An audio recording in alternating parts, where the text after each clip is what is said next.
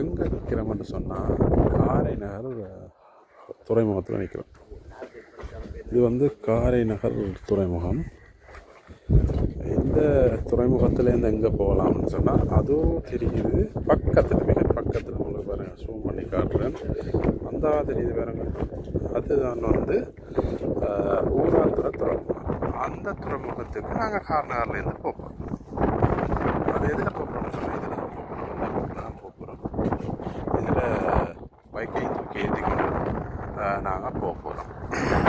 இது வந்து ஒரு நான் நினைக்கிறேன், ஒரு இங்கேருந்து பார்க்கல எனக்கு தெரியுது 200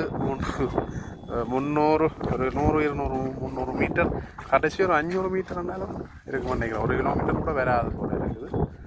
அப்படியான ஒரு சின்ன இடம் தான். இதுக்குள்ள இந்த போட் சர்வீஸ் தான் நடக்குது.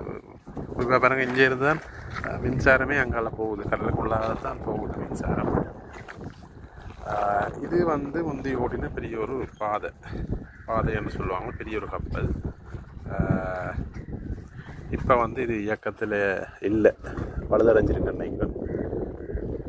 அதால் இப்போ இப்படியான அந்த சின்ன சின்ன போட்டுகள் தான் பாவனையில் இருக்குது. சின்ன இடமண்டோடைய பிரச்சனையில் கொஞ்சம் சமாளித்து போக முடியாது இருக்கும். அதில்